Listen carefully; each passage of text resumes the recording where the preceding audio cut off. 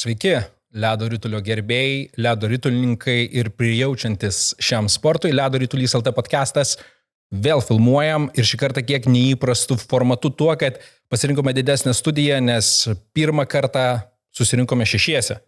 Treneris Edgaras Rybakovas. Labas, Edgarai. Sveiki visi. Po treniruotės? Be abejo, kaip visą laiką. Visas gyvenimas ant ledo. Visas gyvenimas ant ledo. Kaip pavargai šiandien? Kiek valandų praleidai ant ledo? Šiandien, kaip visą laiką, apie 4-5 valandas ant ledo praleido, bet pusė etato. Šiandien visų auros suėjo, lygtais nieks tarp Marso ir Veneros neatsidūrė, tai viskas šiandien pakankamai gerai buvo. Artūrai? Sveiki. Matai, visi susirinko, kaip jauties šiandien? Gerai, viskas tvarkoja. Visą laiką visi laukiam komentarų, kad tu vis geriau ir geriau kalbi lietuviškai. Nežinau, man pačiam taip neatrodo, bet O pats Artūras jau daug metų Lietuvoje gyvena. Jau 5 metus. Ir kaip jauties? Jau beveik pusiau lietuvis. Aš manau, kad taip, dar kai kalbini mūsų svečius, tai jau neužstringi visiškai. Ja. Taigi, šiandien turim dar papildomai be mūsų pačių kaip vedėjų turime ir 3 svečius. Šio podcast'o idėja buvo pakviesti tėvus, kurie perėjo arba pereina per skirtingus vaikų amžius ir jau turi kažkokių tai patirčių ir turi kuo pasidalinti. Aš sakyčiau netgi 3 skirtingos kartos. Jo? Gera mintis. Tai iš esmės mes turim jauniausiojo tėtis Robertas. Labą dieną. Robertai, kiek tavo jauniausiam metų dabar? Tai Markas 2,17 metų, dabar 8 metai. Nuo 3,5 žaidžiam. Ir Artūras įvardino pradinukas. Pradinukas. Tada Oksana. Sveiki. Labas. Taviškiam kiek? 11 šiuo metu. 11. Tai kaip ir Edgaras sakė, kad kita karta. Taip. Ir jau dabar sunku pasakyti, vaikas, bet jau vyras suaugęs, tai yra Lietuvos vyrų rinktinės puolėjo Lino Dėdino tėtis, Artūras. Sveiki, tėvam vis tiek dar vaikas. Vis tiek vaikas. Suėjo 21 metukas neseniai, tai...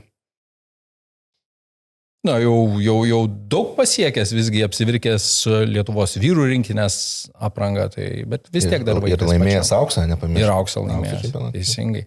Tai va toks formatas, norim šiandien peržiūrėti, pasikalbėti, su kuo susiduria skirtingo amžiaus tėvai, nuo kuo viskas prasidėjo. Ir aš dar pats esu irgi tėtis, ir tu tėtis, ir tai tu. Tu pristatyk save? Aš save nepristatė. Mane žino, aš jau, kelintas podcastas iš eilės vis pradedu jį ir kalbu apie mėgiamą ledo ritulį, tai aš galiu laisvai pasakyti, mano sūnui yra 14. Tai mes turim šiuo momentu labai aiškę tokią grandinę sujungę. Tai, Edgarai, ar tu šiuos vaikus treniravai? Ar treniruoji? Ir treniruoju, ir gal ir treniruosiu po šio podcast'o, jeigu viskas gerai. Ne, šiaip jo, nuo didžiąją dalį jo nuo pat pradžių turbūt, Oksano sūnų ir Marko, tai nuo pat pradžių, o Linas, kai aš grįžau į Lietuvą, jis jau buvo, man atrodo, išvykęs. Ne, jisai spėjo dar pasitikti tave. Aš atsimenu, jeigu galima, galiu irgi papasakoti istoriją, kaip Edgaras įsiveržė geležinio vilko. Ta visą padangę jis ten kažkaip baiginėjo tą savo karjerą, pradedinėjo trenerio karjerą. Ir atėjo jaunas treneris į geležinį vilką. Bet jisai toks jau ten jaunimo lygose visokiose žaidės, rimtose komandose ir pravedė vaikam apšilimą.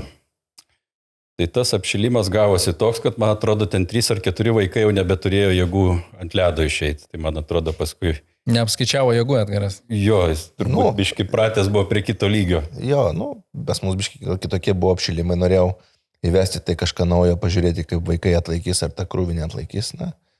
Žinot, kaip būna pirmas kartas, tai pamačiau. Tai Linas atlaikė, viskas gerai. Tai pradėkim nuo turbūt pačios pradžios. Ar esat kažko patys susijęs su ledo rituliu, apart, kad jūsų vaikai žaidžia?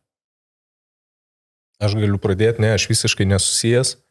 Mano vyresnis sūnus, Matas, pirmą jį atvedžiau, bet jis kažkaip gal 2,5 metų, 3 gal palankė. Kažkaip į tą COVID dar situaciją pataikėm, nežinau, ne į naudą turbūt tie metai tokie iškritę ir mačiau, kad nesimėgauja jais to sportu, o kažkaip jau buvo Markas atėjęs irgi dar jam neišėjus. Markas ten save gerai kažkaip jautė, tai Matui leidom pasirinkti kitą šaką, o Markas liko. Kažkas tau pasakė, kad yra toks ledo ritulis ir kad ten gali vaikus nuvežti arba pats sugalvojai? Ne, aš iš tikrųjų 2006 metais turbūt atvykau į Vilnių studijuoti ir Akropolėje jau ir pamačiau ten ant ledo žaidžiant vaikus treniruojantis. Dar neturėjau vaikų, tai sakau, jeigu bus berniukas, reikia vesti šitą sporto šaką. Pats ten sportavau įvairius, ten krepšinį lankiau, ten sunkumus kilnau, boksą, bet ledo ritulio iš vis nepažinojau, sakykim tai, bet man labai didelį įspūdį padarė tas visas intensyvumas žaidimo ir šiaip sudėtingumas, kad čia nėra, mėtyti krepšinį atėjai, mėti, gali pradėti žaisti labai greitai. Ten buvo labai aišku, kad kiek tu turi skirtingų įgūdžių turėti, kad pradėti žaisti, tai man didelį įspūdį paliko. Tai pirmą sūnų nuvedžiau, ten jam neprilipo tas sportas, o antras kažkaip panašu, kad pagal savo charakterį, pagal viską mėgavos ten to žaidimu. Tai sakau, pats visiškai nesusijęs, bet taip gavos. Bet pats irgi sportavai, tik kažkokį gal kitą sportą? Jo, sportavau visą laiką kažką, sakau, ten vaikystėje krepšinį labiau, po to ten pradėjau sunkiai atletiką, boksą, visada aktyviai gyvenau, visada su sportu susijęs, bet neprofesionaliai. Oksana, jūsų istorija? Pas mane tai biški kitaip. Dar vaikų neturėjau ir nebuvau susituokus. Pasižiūrėjau filmą Legenda numeris 17. Taip. Ir tada nusprendžiau, kad jeigu turėsiu sūnų, tai jis būtinai žais ledo ritulį. Tai tiesiog iš tos pusės buvo. O po to gimus sūnui, tai taip ir įtėjo, kad ėjom į ledo ritulį, nuėjom į Geležinį vilką, Akropolis. Šiaip nuvedžiau vien dėl to, kad tiesiog man lokacija ten patogesnė buvo, galbūt, ir tai buvo turbūt viena iš rimčiausių tuo metu ledo ritulį mokyklų. Ir mano šiuo metu sūnus, tai jis ir tą numerį Harlamovo turi, 17.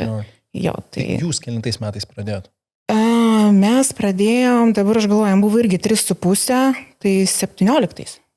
17, tai turbūt tada, kai Artūrai Linas jau išvyko, kad tiesiog įsivertint tą kartų skirtumą. Aš dabar atsidarau jo Elite prospektą ir dar jisai buvo. Dar 2 metus jisai tada buvo, nes paskui išvyko į Suomiją 2019 sezone. Taip, tai reiškia persidengia dar kažkaip. O kaip jūs atsiradot ledo ritulyje? Tai aš irgi apie ledo ritulį tai nieko nežinojau. Jisai tokia man labai buvo mistiškas, toks įdomus sportas. Tai pirmas gal tokia patirtis, tai aš tuo metu, kai Linas buvo labai mažas, tai dirbau Suomijoje, Turkų mieste. Tai ten mūsų ofisas turėjo abonementus tam TPS varžybas, nueidavau pažiūrėti. Ir paskui kitas svarbus įvykis, tai kad kitas darželį, kur lankė su Linu vaikas, tėtis buvo didžiulis entuziastas ledo ritulio ir vis dar yra. Tai Gintaras Mataitis. Ir kažkaip pradėjom ten šeimom draugaut. Ir kažkaip tokia gimė idėja, tai jau nuo darželio vesti tos vaikus į ledo ritulį. Mes tada taip gražiai pasidalinom, man ten buvo, tada jau dirbau Lietuvoje, amerikiečių įmonėje, tai tokia labiau vakarais reikia dirbti. Jisai tuo metu dirbo televizoriui, tai vieną savaitę jis vaikus veždavo į treniruotę, kitą savaitę aš. Taip ir pradėjom, iš pradžių galvojau, kad čia gerai, išmoks vaikas čiuožti, pilna padystė gerai, dar kažkam. Bet paskui, kai įtraukė, tai įtraukė tas visas reikalas, visokie čia turnyrai, čempionatai, ten tėvai, ten tas medaliai, ten.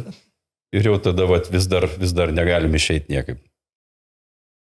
Jau, dabar aš išgirdu ir aš noriu suprasti, ar aš klystu, ar kaip, nes dabar man atrodo, kad visi vaikus, kad vežia į treniruotės, pirmas yra tas įspūdis, kad iš vis, yra toks ledo ritulis, ir reikia pabandyti.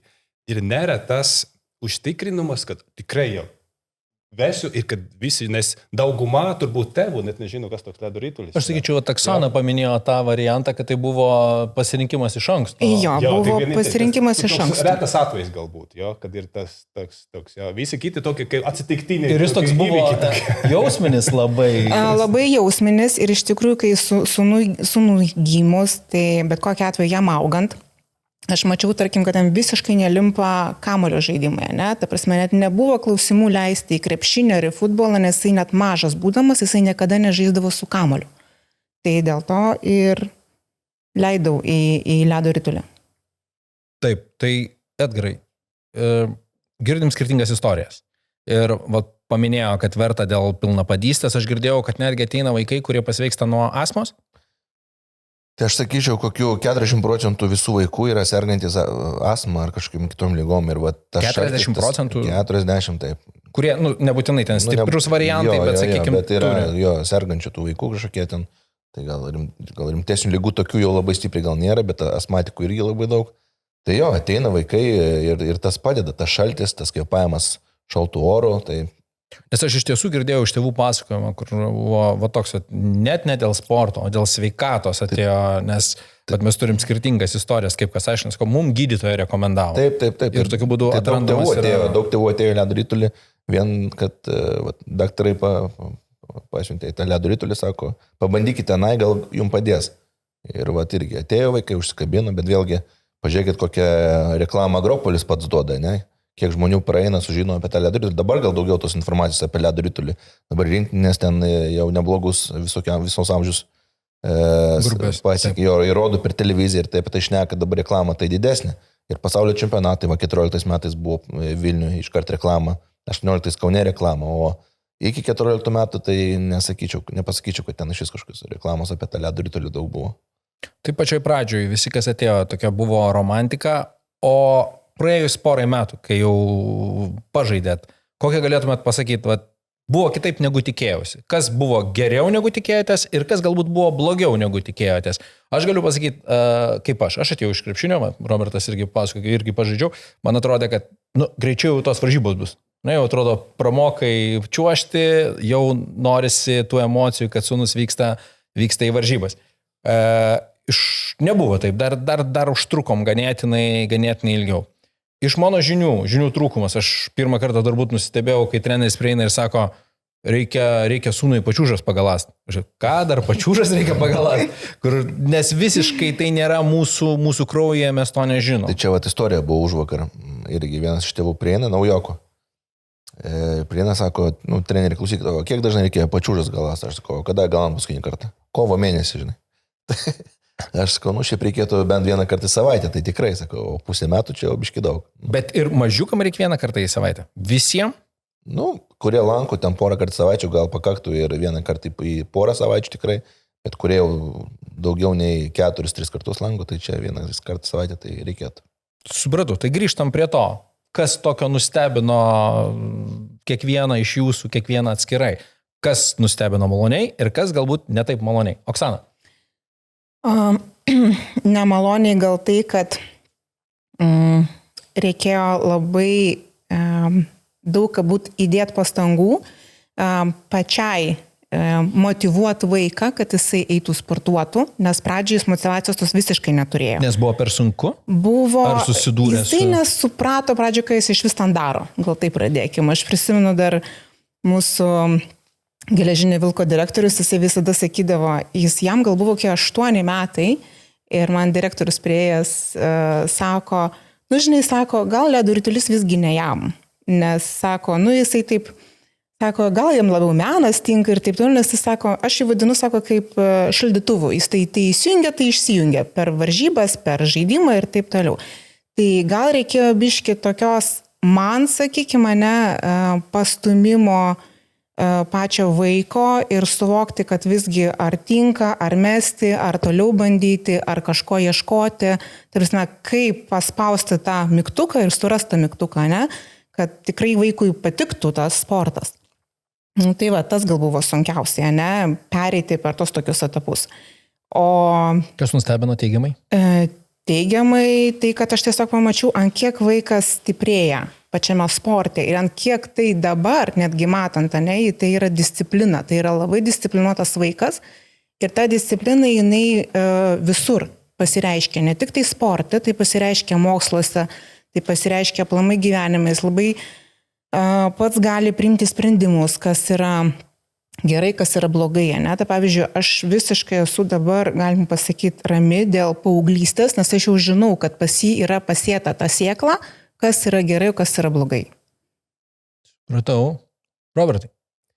Gerą paminėjai dėl šito laikotarpio nuo pradžios iki varžybų pirmų, kai tu anksti pradedi, ne, mes ten 3,5 pradėjom, beje, mano vyresnis nedabuvo iki varžybų, sakykime, ir čia esmė ir yra, kur aš dabar turiu dar trečią mažą, kurį ten svarstom, irgi leisnės aktyvus vaikas, bet aš jau bijau į 3,5, jam dabar 3,5, aš jau bijau leisnės.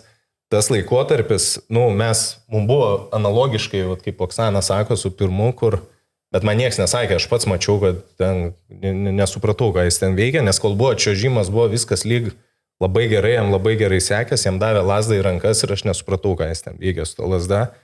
Ir man kažkaip matau, ten jam tas noras geso ir kadangi į jo vietą, kaip sakyti, jau ėjo kitas, kuriam akis degė, varė, jis ten tą pingviną gal antrą treniruotę jau numetė į šalį ir ten bandė kažką daryti. Tai galvoju, jeigu yra tas, kam dega akis ir nori, o kažkam čia kančia, tai tada gal nereikia, bet gal aišku būtų buvę, gal būtum ten kažkaip patempęs, pabuvęs, gal būtų prasidėję varžybos ir būtų tai buvę, nes beje mano tas Markas irgi situacija buvo, kad, nežinau, jam buvo kokie, jis pradėjo žaisti pirmas varžybas gal kokių 6,5 metų, tai 3 metus, sakykime, ten daugiau pratimus darė ir ten ant to ledo, sakykime, dirbo. Tai likus iki tų pirmų varžybų, kokį pusmetį buvo ten dviejonių jau ir pasitokių, kad tėtė, aš jau noriu boksą, sakau, žiūrėk, tu boksą nelankysi, sakau, pakentiek dar pabūk ir sakau, žiūrėk, susitarėm, iki 10 metų tu palankyk, pačiuošk ir tada mes žiūrėsim, tada galėsi pasirinkti. Ir ten užteko pirmų varžybų, jis pajutė tą adrenaliną, tą visą žaidimo malonumą ir ten prasidėjo tada visai kitas, sakykime, jau antras etapas to ledo. O čia, sakykime, toks irgi ilgas laukimas. O ką iš karto teigiamo matei? Teigiamo gal aš per save pastebėjau, kad mane patį labai įtraukė, aš kadangi tas šiaip sportą bendrai pažįstu, suprantu, kas yra ten gero, blogo, kur ko tikėtis, tai aš į tą ledo ritulį gal dėl to ir atvedžiau, kad mačiau labai daug teigiamų savybių, tai man ten nieko naujo, nieks nenustebino, man viskas taip, kaip tikėjausi, viskas patiko, bet nustebino gal mano pačio įsitraukimas į tą visą ledo ritulį. Taip įtrauks. Nes tikėjau, kad aš prie to stiklo ten stovėsiu ir žiūrėsiu ten, kaip jis ten, supranti, kiek jis ten atsistoja, kaip jis ten su ta lasda jau elgės, ką jis ten daro, ten apie varžybas aš jau nebekalbu. Tai turbūt ilgiausiai įtrauktas dabar Artūrai, tu? Taip, tai čia. Kaip tavo istorija tuo klausimu, ką iš karto pastebėjo tokio, kas nustebino ne tai pozityviai ir kas buvo pozityvaus? Kas, šiaip aš dar truputį pridėsiu tą, kad turbūt jau iš viso, kai sūnus tampa, aš galiu sakyti, jis profesionalas dabar jau. Tai ar semi dar toks? NCAA, tai sakyčiau, mėgėjas dar skaitosi. Toks, kaip ir. Bet lyginant taip, žvelgiant turbūt treniruočių per dieną gausa yra, kasdien treniruojasi ar? Taip, tai praktiškai kasdien nuo 5 metų amžiaus. 16 metų jau gaunasi taip. Tai kaip, atėjote ledo ritulį, ką pamatei kitaip negu tikėjai? Tai galiu tėčiui paantrinti, kad irgi tas labai nustebino, kaip čia tas įtraukė į tą visą kolektyvą. Ta prasme, kad iš mano perspektyvos žiūrint, tai pirmas galbūt momentas, kad tiem mažiem vaikams surištos visus šarvus, ten tas pačiūžas uždėt. Tai yra laiko, čia ne taip, kad futbole, reikia laiko, ne taip, kad futbole uždėjai batus ir bėgai. Ir kas tada vyksta? Tada tu bendrauji su kitais tėveliais, ten, žodžiu, atsiranda kažkoks ryšys. Tada vėl įtraukia tas žaidimas, irgi ten tie kiti tėveliai turbūt visose kartose būna su didelėm ambicijom, ten tada kažkokia tokia atsiranda biški ir tokia ir draugystė, ir konkurencija, ir turi kažkaip mokintis, kaip į tą kolektyvą įsiliet. Ir šiaip labai nustebino, kad labai gerai susibendravom su tais kitais tėveliais, ten daug visokių buvo įdomių asmenybių iš įvairių sričių, tai irgi toksai savotiškas buvo asmenybinis augimas ir tėvam kažkaip į tą kolektyvą įsiliet. Ir draugaujam po šiai dienai, ta prasme, atsirado papildomų naujų, kaip čia pasakyti, draugų gyvenime. Tai tas labai maloniai nustebino. Ir daug tokių buvo labai paprastų praktiškų dalykų. Pavyzdžiui, kaip gerai, reikia supirkti tą inventorių vaikui. Ten tada dar biški buvo kiti laikai, dar tokie buvo galbūt griežtesni reikalavimai tą mokyklą papultai. Turi ten jau turėti tą inventorių kažkokį minimalų, turi jau vaikas mokėti ant ledo pastovėti. Tai gerai, ateini į parduotuvę, reikia lasdą pirkti. Pirmas klausimas. O į kurią pusę lasdą pirkti? Tai tas parduotuvės ten kažkoks jau direktorius sako, tada dar ne Aurelijus buvo, kažkas kitas, jau neatsimenu. Sako, tai va duok jam šluotą, tegu dusiauna batą. Pažiūrėsi, kaip jis laiko. Tegu mušai tą batą, žodžiu. Kurią pusę paimsti, tą pusę reikia tos lasdos. Tai jo, nustebino galbūt tas dalykas, kad toksai sportas yra įdomus, kad tu nei tu savo kojom bėgioji, nei tu savo rankom žaidži. Tai dabar, kad žaistam aukštam lygi, tu pastoviai turi derinti. Ta prasme, pastoviai turi kažkiek laiko praleisti čiuožimui tam taisyti, nes jis kažkaip išsiderina su laiku tą techniką. Su rankom irgi reikia kaip kokiam smuikininkui ar chirurgui, nežinau, ten, kad kiekvieną dieną ar ten, kažkiek tai 15 minučių skirt, kad tas rankų darbas neišsiderintų. Tai tas toksai, ir reikia labai jaunam amžiui pradėti tą sportą, visgi aš tokią padariau išvadą, nes kai jau vėliau pradedi, tai labai sunkiau pasidaro išmokti tą visą sudėtingą motoriką, tuos ten pačiūžus valdyti ir lasdas. Dėl pačiūžų dar galiu pasakyti, irgi girdėjau tokią diskusiją, kad treneris sako tėveliui, tai pagalas pačiūžas, vaikui. Tai sako, tai kam, taigi jos dar naujos. Aš noriu galbūt pratesti truputį šitą, per kitą kampą galbūt. Galbūt jums tiesiog noriu užduoti klausimą, dabar pirmiausia pasidomėti, kelintą valandą vyksta treniruotis jūsų vaikams? Sūnui 7:30 prasideda vakare. 7:30. O? 15, kem 5 arba 17. Okay. 11 vakare. 11 Mūsų lietuviškų laikų, ten 5, 4 gal ten amerikietiškų. Tai, čia turbūt Olgas pavyzdys daugiau Latvijos pavyzdym yra, nes tėvai turi su vaikais, tarkim, 5 rytą, netgi 5:30 keltis, 6 rytą važiuoja treniruoti, iki 7 rytą treniruojasi ir tada iškart persirengia ir į mokyklą eina. Ir taip metus, 2, 3, 5. Klausimas, jeigu būtų toks režimas. Ar būtumėt pradėję? Ar jau tada, jeigu žinotum... Kiek yra to pasiaukojimo rytinio? Geras klausimas. Galiu pasakyti, mes šiaip prašėm Edgaro, man atrodo, prieš metus. Keltis anksčiau. Su kitu tėčiu buvo ta diskusija, mes norėjom tą įvesti, tai galbūt tai grupiai vaikų, kurie labiau motyvuoti. Taip. Ir kurie nori sportuoti, mes prašėm, bet kažkur galbūt 7 ryte vesti ten treniruoti prieš pamokas, nes yra galimybė ten vaikus nuvežti į mokyklas. Kažkam vėliau prasideda mokykla, kažkam kaip mums labai arti mokykla. Bet dėja nepavyko, nes tiesiog uždaryta arena, ne? Tai ta prasme, bet pas mus tas pasiaukojimas yra. Tikrai yra noras, tu gali keltis anksčiau, nes tarkim aš vaiką keliu tikrai anksčiau prieš mokyklą, jisai daro ten visus apšilimus, prieš mokyklą, ne, tai prasme, taip, aš aukoju savo laiką, ten prižiūriu jo mitybą, kontroliuoju ir taip toliau, tam, kad tiesiog, nes tai jau, kaip tu sakai, tai yra pasiaukojimas.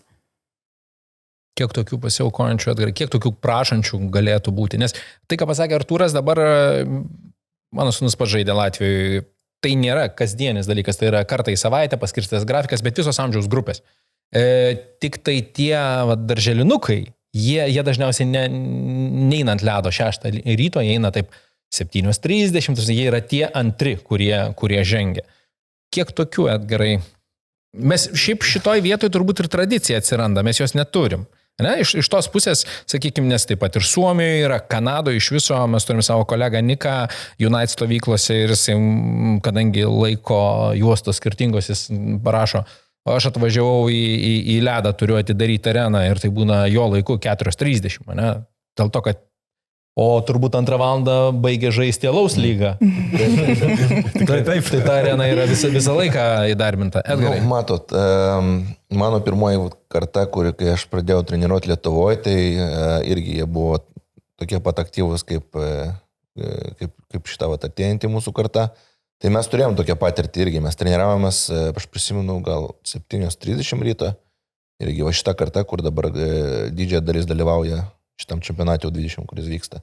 Tai jo, šiai dienai taip anksti mes treniruotis negalim, vien dėl to, kad mūsų arenoje apsauginis ateina 8 ryte. Bet ar poreikis būtų? Aš manau būtų. Būtų tikrai poreikis ir buvo šnekėta su pačiu direktoriu apie tai, ten kiek reikia, ko kaip, bet buvo atsakymas vienas, kad apsauga pradeda dirbti nuo 8 ir jiem vienodai šviečia ir viskas. Toks yra atsakymas.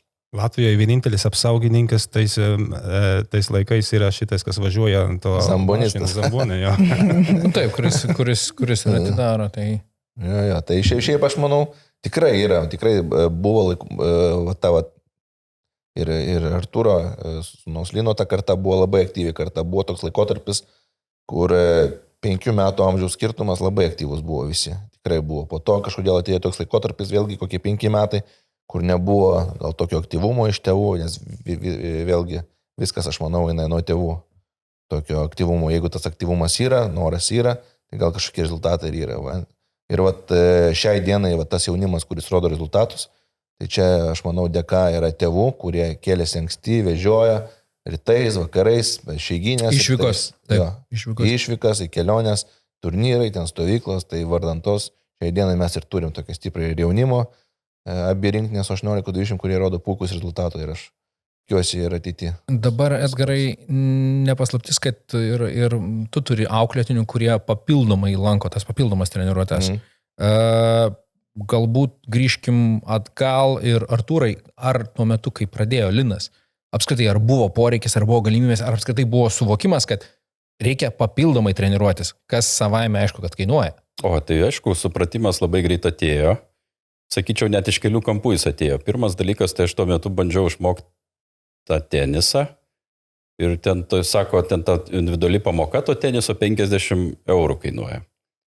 O dabar treneris Tomas Luksėdis, sako, individuali čiuožimo pamaina, ta pamoka, kuri jau čiuožimo mokina treneris, sako, 20 litų. Tuo metu dar litai buvo. Ir taip primečiau, kad čia taip ilgai nebus. Reikia tų pamokų imti kuo daugiau, tada pasirinksiu pigiau, jo, į priekį. Tokia kilo durna idėja, tai pradėjo Tomas Luksėdis reguliariai dirbti irgi individualiai, tik tai ne 6 ryto, nes 6 ryto nebuvo galimybių, ten kažkaip anksčiau ateidavai, vėliau, ten savaitgalį dar kažką sugalvodavai. Tai čia vienas aspektas, paskui sakyčiau, kad labai tas užkrečia kitų tėvų pavyzdys, ta prasme, kad tokia, jeigu yra sakyčiau, sveika konkurencija, kad ten visi nori, kad ten ir komanda gerai žaistų, ir jų vaikai gerai žaistų, tai vieni iš kitų mokėsi. Irgi, kaip ten geriau su tuo vaiku dirbti, ką geriau daryti. Ir dar sakyčiau, kad man perskaičiau tokią knygelę gerą, Talent is Overrated. Ir ten viskas yra surašyta. Kad viskas per darbą visai. Jo, viskas yra per darbą, kiek ten to darbo reikia, kaip jisai pasidaro, kiek valandų ir kad čia yra irgi turi būti ir pasiaukojimas ne tik to pačio vaiko interesas, bet ir jo artimos aplinkos pasiaukojimas, ta prasme, kad jo šeima turi tame dalyvauti, įsitraukus būti. Tai atėjo iš tų kelių kampų. Ir dabar tokia yra įdomi patirtis, gal jums pasirodys įdomi, tai kad, pavyzdžiui, paskambina vaikas ten 1 dienos mūsų laiku, tai čia yra 6 ryto jo laiku, sako, pervesk $30, važiuoju pas trenerį individualiai tai čiuožimo, tai treniruotėjai, kilsų, kaip jie vadina. Tai jo, tai daug yra individualaus darbo ir be to individualaus darbo, aukštų rezultatų nebus. O pradedant atvežant vaikus į tokias treniruotės, jau nuo pat pirmos dienos, jau, tarkim, kaip Edgaras gali pasakyti, jau pats ledo ritulio treneris su jais dirba, arba nuo pradžios, tarkim, su čiuožimo technika dirba, tarkim, daliosios čiuožimo kažkokio treneris. Ar čia yra kažkoks skirtumas, ar taip darot, ar ne? Visą laiką treneris, aš tu turbūt nori palyginti su Latvija? Jo, nes Latvijoje labai tokia praktika yra, ypač vaisiais, kad pirmos mėnesis, 3 iki 6 mėnesius, jie bando ir pakviesti dalios čiuožimo trenerius ir pradėti tiesiog nuo čiuožimo technikos. Ja. Pas mus buvo tokia pora tėvų įvedinėjo tą praktiką, bet kažkaip jinai neprigijo. Aš manau, kaip aš tau ir pantrinsiu ir galbūt padėsiu atsakyti. Turbūt prasideda nuo to, kad vaikai yra įtraukiami žaidybinių pagrindų. Jeigu atsimenat savo pirmuosius vaikus, ne, tai turbūt ten pingvinai, aš mačiau sostiniai, ten ant kėdžių pastumdo vaikus treneriai pažaidžia ir taip vaikas yra įtraukiamas. Nors aš nekartą mačiau lygiai taip pat, kai pasibaigė šitie žaidimai, vaikai ir atkrenta. Nes, nebėra fun, jau reikia, darbas prasideda, sudėtingėja viskas. Edgarai, tu su pačiais mažiausiais nedirbai. Bet atkritimas yra po tada, kai baigėsi pingviniukai.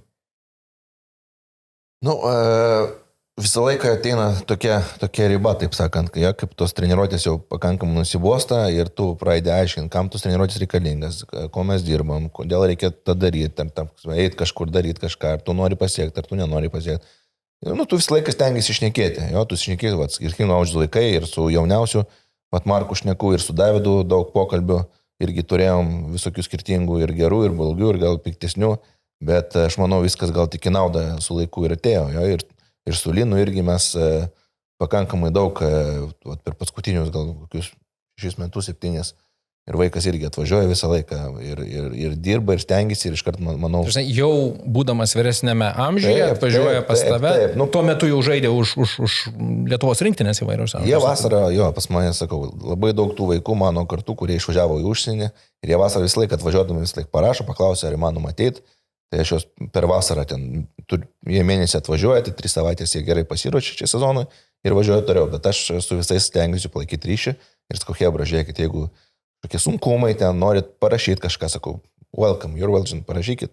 Dėl kažkokių klausimų nesvarbu, ten apie ledo ritulį, apie belenką. Tai Linas, ta informacija yra visiems vaikams pasakyta, bet tie, kurie gal nebijo parašyti, paklaus, pašnekėti, tai Linas vienas iš jų. Visgi aš perklausant, tai atkritimas yra, pirmiausia, įsivaizduok, vaikai atėjo, pradėjo mokytis čiuožt, atėmėt pingvinus, čiuožt moka. Ar būna, nes jau tada prasideda rimtesnės treniruotės? Ar atkrenta vaikai, kai prasideda rimtesnės treniruotės? Šiaip tie, kurie tokie pradinukai jau perina į mano grupę, tai per paskutinius, nežinau, 8 metus ar 9. Jeigu jau perėjo, tai... Jeigu perėjo, tai jau O paskui kitas etapas. Kada sudreba labiausiai kojos? U15?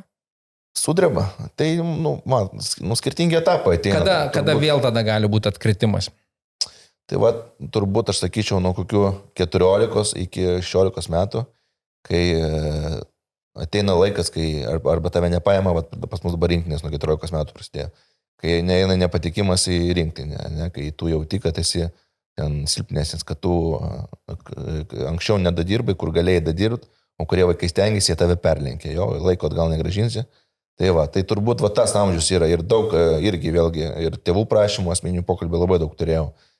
Nes, sakau, kai ateina laikas, nepatenka vaikas į rinktinę. Jautrus vaikas, ypač kai pas mus klubuose nėra konkurencijos ir kai ateina ta konkurencija kažkur, kažkokį klubą ar dar kažkas, įsivaizduokit, vaikas visą gyvenimą žaidžia, čia ateina konkurencija ir nepaima vaiko. Taip. Ir vaikas nesupranta, kaip čia mane nepaima. Paimkim vieną epizodą. Tu sakai, nepatekau į rinktinę, metu ledo ritulį. Taip. Dabar pažiūrėkim labai tėviškai. Robertai, iš savo pusės, pats sportavai. Tai nepaima į rinktinę arba ten nepatekai į komandą. Tavo dabar koks sakinys būtų, kad nepatekai, turi dirbti daugiau, ar nepatekai, viskas, baigiam?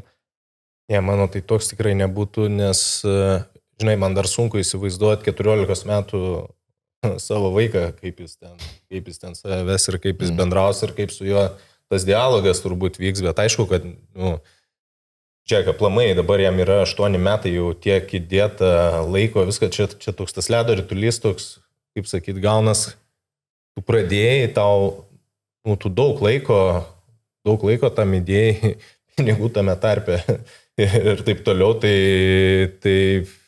ir gaila, sakykime, ir to pačio vaiko indėlio, ne, jis ten, nežinau, po 2 kartus per dieną būna sportuoja, ten, kad kasdien tai faktas, tai ta prasme gaila visko, gaila laiko ir taip toliau. Tai jeigu 14, jeigu iki tiek jis daeina, ten kažko nepaima, tai aišku, tai jau tu atrodo, žinai ką pasakyti, kaip pasakyti ir kaip motivuoti. Aš nežinau, sakau, kaip tai atrodytų su 14 metų būtent mano vaikų tos dialogas, nes dabar jam 8.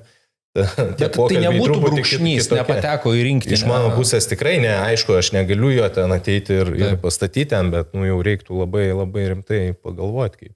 O ne, ateina mintis, galbūt treneris kaltas. Jis nieko nesupranta. Aišku. Tai aš sakyčiau, kad, aišku, daug kas, kaip tik, didžiąją dalis motyvuojasi kaip tik, nes 14 metų, gerai, kad ta federacija sugalvojo projektą, tą selekto. Čia yra pirma tokia atrankiniai ta rinktinė, nes oficialiai yra pasaulio čempionatai tik 18-mečių ir 20-mečių. Tai tos pirmos atrankinės yra tam, kad vaikai pamatytų, ta prasme, kad... Kas toliau? Kas toliau, jo, kad kom tau reikia stiprėti, kom reikia tam psichologiškai, emociškai dar kažkaip. Ir mes tos pokalbius labai daug, labai. Tai trenerio darbas ne vien, ten jos išmokinti, ten kažką daryti, bet ir už ribų yra labai daug pokalbių, ypač ko vyresni, tuo jų tampa daugiau. Artūrai, o Linas patekdavo į visas rinkinės? Oi, ne, tikrai ne. Ir aš čia, gal Artūras pajokavo, mūsų vedantysis, kad apie tos trenerius, kad treneris kaltas. Bet čia iš tikrųjų irgi ledo ritulys tai nėra tas sportas, kur ten su liniuotė pamatavai, kas ten toliau nušoko ir viskas aišku. Arba kas greičiau nubėgo. Kažkiek tai visgi yra ir trenerio subjektyvumo faktorius, ką paėma, ką nepaėma. Ta prasme, čia to biški yra. O Linui jo irgi buvo, ten pavyzdžiui, ten vienais metais buvo kvietė, negalėjo jų 20 atvažiuoti, tai tada buvo tokia rinktinės vadovų politika, kad tada ir jų 18 jau negali važiuoti, nes jau gaunasi, kad pažydė taisyklės. Pavyzdžiui, pernai irgi jisai tie play-offai užtruko, atvažiavo paskutinę tą savaitę į tą vyrų rinktinės stovyklą, tai irgi atkabino. Tai čia yra sportininko, kaip sakant, gyvenimo dalis. Čia reikia išmokti su tuo tvarkytis, tą atstumimą, atmetimą, nes kažkada jisai bus. Niekad taip nebus, kad viskas bus tik į viršų ir nei vieno žingsnio atgal. Kaip pavyzdys, anais metais jie atkabino, gale šiais metais vienas iš geriausių, kuris padėjo laimėti. Ačiū už komplimentą. Aišku. Taip. Savo darbus. O aš turiu klausimą jums, tėvai. Kaip jūs jaučiatės, jeigu jums treneris pasakytų, tarkim, mes, jo neimsim, arba tai nes jis dar yra, dar nepasiruošęs ir jis dar nepasiekė to lygio. Kokios mintis jums viduje tai momentui gimsta ir kaip jūs tada pagalvosite? Stresas, pyktis, kokie jausmai. Ir apskritai, ar teko tą patirti, kai buvo galbūt nesąžininga jūsų nuomonė? Ne, tai faktas, kad tėvų nuomonė turbūt visada bus nesąžininga, ne, jeigu kad tavo vaiko nepaima kažkur, tai neatrodo, kad tavo vaikas yra geriausias. Bet aš tai manau, kad tiesiog, bent jau iš mano pusės, ne, aš esu labai kritiška visada savo vaiko atžvilgiu. Ir pas mus tokio klausimo nėra, kad treneris yra neteisus. Vaikui yra pasakyta, treneris visada yra teisus. Ir jeigu tu šiuo metu nepatekai kažkur, ar tavęs nepakvietė, ar tavęs nepaėmė, reiškės, tu per mažai galbūt įdėjai darbo, reiškės, reikia dirbti daugiau. Tai pavyzdžiui, mano manimas, kaip pamastymai ir pasakymai vaikui yra tokie. Reiškia, žiūrėk, šiandien ne, bet dirbam toliau, dirbam daugiau ir žiūrėk, rytoj jau tave paims. Žiūrėsi pas močiutės valgyti bliną. Tai ir labai daug kas keičiasi, kai sakau, vieni metai vieni žaidžia, kitais metais tie girsni galvoja, tai ką man treniruotės aš jau ir taip, o tie vidutiniokai ir iš savo patirties pasakysiu, ir Kanadoje, ir Rusijoje, kur aš vaikystėje žaidžiau, tie lyderiai, kurie būdavo anksčiau, kurie ten 12, 13, 14 metų buvo ten žvaigždės, tie žvaigždės visi labai anksti išėjo ir dabar, kurie načelė visi žaidžia, visos tos. Jie tuo metu nebuvo žvaigždės. Jie buvo vidutiniokai. Jie buvo vidutiniokai, bet jie siekė, jie norėjo būti geriausiais ir dėl to žvaigždės, kurios buvo, jie greitai nugeso, o tie vidutiniokai visi dabar žaidžia ten, kur žaidžia. Artūrai, kai Linas savo komandai, gal gali kitas pavardės paminėti, kas iš jų tapo ir kas vis dar žaidžia, kas tapo ledo ritulininkais. Ir galbūt ar buvo tokių vaikų, paauglių, kurie tuo metu tikrai buvo stipresni, bet galiausiai nepasirinko ledo ritulininko kelio.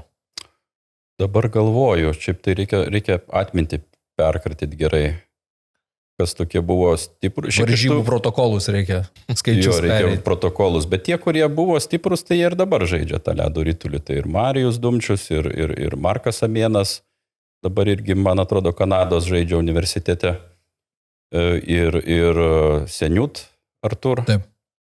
Tai va šitie buvo tokie kaip ir iškilų žaidėjai tos kartos. Ir jie buvo jau, sakykime, U14, U12, jie jau buvo geri žaidėjai. Jie buvo geri, gal tik tai, sakyčiau, Ernestas baigė kažkaip ledo ritulį žaisti, kai buvo prie tokių lyderių. o daugiau galvoju. Šiaip tai jo, ta vat karta, kad ganėtinai tie visi vaikai ir tėvai buvo užsispyrę, tiekė savo ir vis dar yra tame lygyje. Edgarai, Artūras prieš tai uždavė klausimą tėvam ir paklausė, kokie jausmai yra, jeigu jums pasako treneris, kad jūs nepatenkate arba nevykstate, o treneris su kokiais jausmais susiduria, kai turi pasakyti žaidėjui. Ir dar kitas klausimas, irgi kiek tėvai prašo argumentacijos, ne? Nes kartais aš esu susidūręs su tuo, kad tu gauni atsakymą ne, bet toks tada atsiranda klausimas, gerai, ne yra ne, o ką turėčiau padaryti, kad tas būtų taip. Bet aš asmeniškai esu susidūręs tokia situacija, kad iš trenerio stokoju feedbacko. Nes jeigu tu konstruoji gal ne tas žodis, bet galbūt mane suprasit, jeigu tu dėlioji, kaip vaikas masto, tai iš esmės visą laiką mes turime mokyti, kad turi nebijoti klausti. Ne? Visada taip gyvenime. Gali prašyti pagalbos. Tai aš saviškiam ir sakau, tai tu paklaus, ką aš turėčiau padaryti, kad. Ir mano atveju taip jis yra susidūręs su tiesiog ignoru, ne? Konkrečia tyla. Ir tada tai yra toks stak, viskas užstrigai.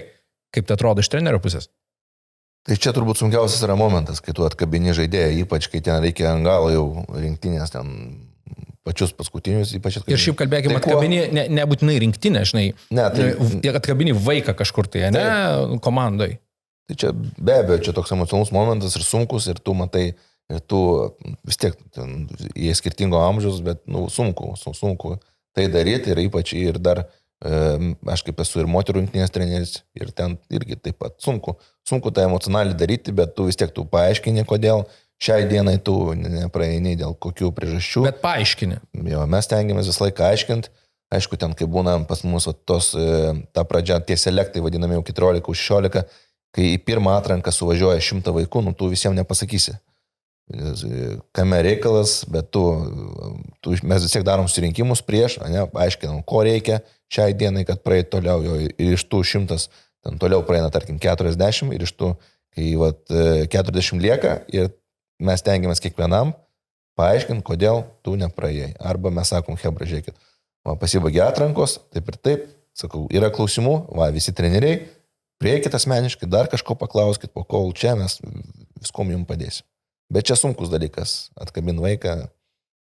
Kaip istoriškai tada tokie pasakymai vaikui, jis po to daugiau yra užsidegęs ir deda pastangų, ar čia daugiau jom kaip, galbūt aš čia taip pažeisiu ir, nėra tas augimo momentas nuo to momento. Kaip ir sakau, didžia dalis motyvuojasi ir pereina tos vaikus, kurie taip Bet yra tie, kurie ir sustoja. Viskas. Yra tie, kurie sustoja. Ir yra tie, kurie labai giliai į vidų įsivažiuoja ir tenka traukti iš tos duobės, taip sakant, bet aš sakau, tom gyvenimas nesibaigia. Aš linkiu, kad taip nebūtų trenerių, bet aš esu girdėjęs iš vieno Lietuvos rinktinės tam tikro amžiaus trenerio, kai dar turbūt, kai buvo Dagas Bulandžeris treneriu, kad sulaukė daug skambučių ir klausimų, kodėl mano vaikas nepapuolė. Ir vienam iš trenerių skambino, tu esi gavęs žinučių, klausimų tokių, kurie buvo pakankamai tokios peržengtos ribos, o jos ribos peržengtos yra dėl to, kad mes visi labai mažoje bendruomenėje esame. Visi turi vieni kitų telefono numerius, aš taip manau, taip nutinka, ne, ir visi jaučiasi labai artimi. Teko susidurti atgal. Šiaip, kad kažko tokio rimtesnio, tai kiek prisimenu, tai nes mes labai konkrečiai išaiškinom turbūt detalę, žinai, kad nebūna kiltų klausimų. Buvo ten kažkada, kaip sakiau, kad mes klubuose neturim tos konkurencijos ir kai ateina ta konkurencija, kai tu kažkur nepatinki, sunku ir ypač tėvam. Vaikas visą laiką žaidė, kame čia problema, kodėl čia, tai buvo projektas vienas metas Geležinis energija, buvo metai čia vyrų ledo ritulį ir buvo pas mus 35 gal žmonės sudėti irgi, kai vaikai nepatekdavo, tada aš prisimenu, aš ne treneris buvau, aš žaidžiau, aš prisimenu, aš išeinu iš treniruotės ir žiūriu, ten jau stovi 5 tėvai, laukia trenerių, žinai, ten su klausimai, žinai. Tai aš sakau, ko čia laukia? Tai čia ten toks, sakau, žiūrėkit, sakau, nereikia anksčiau čia laiko tinkėti ir tu vis tiek vedi tą pokalbį, aiškini, kas kaip vyksta šiam pasauliu, nes, kai vėlgi ir tas augimas eina tik per konkurenciją. Yra konkurencija, yra tas augimas. Bet tu Lietuvoje, tu turi viską aiškinti, šnekėti ir taip toliau, ir taip toliau. Artūrai, o paties akimis, ar tikrai nėra konkurencijos? Aš turiu omeny, kad tada, kai jūs pradėjote, tai tada tikrai nebuvo konkurencijos. Ir taip ir ne. Ta prasme, tokia tam tikra ten vidinė, tuo metu susirinko, sakyčiau, tokių galbūt užsivedusių vaikų ir tėvų kolektyvas, tai vidinė konkurencija komandoje buvo. Tik tai problema, kad tada tuo metu Geležinis Vilkas nelabai turėjo išorinės konkurencijos. Ta prasme, Lietuvoje nelabai buvo panašaus lygio komandų. O dar aš irgi norėčiau pridėti, klausėt, ką galvoja, kokios mintis, kai atkabina. Tai pirma, aišku, mintis yra suprast, kodėl. Tai čia yra, jeigu su pagarba trenerio klausia, kodėl išaiškinti taip toliau, tai čia aš sakyčiau yra normalus dalykas. Čia gal daugiau Edgaras sakė, kai jau ten galbūt su kažkokiais piktumais klausia. O mintis tai labai paprasta ir tokia jinai padeda gyvenime. Tai pagalvoji tada, ar viską padarėjai, ką galėjai, kad papultum. Ir jeigu viską padarėjai, tai gali vis tiek jaustis kaip nugalėtojas. Ta prasme, kažkurį laiką atsipalaiduot, palsėt. Ir, kaip sakant, atgal ant arklio, vėl kovoti dėl vietos pasaulio. Tai va tokios mintis.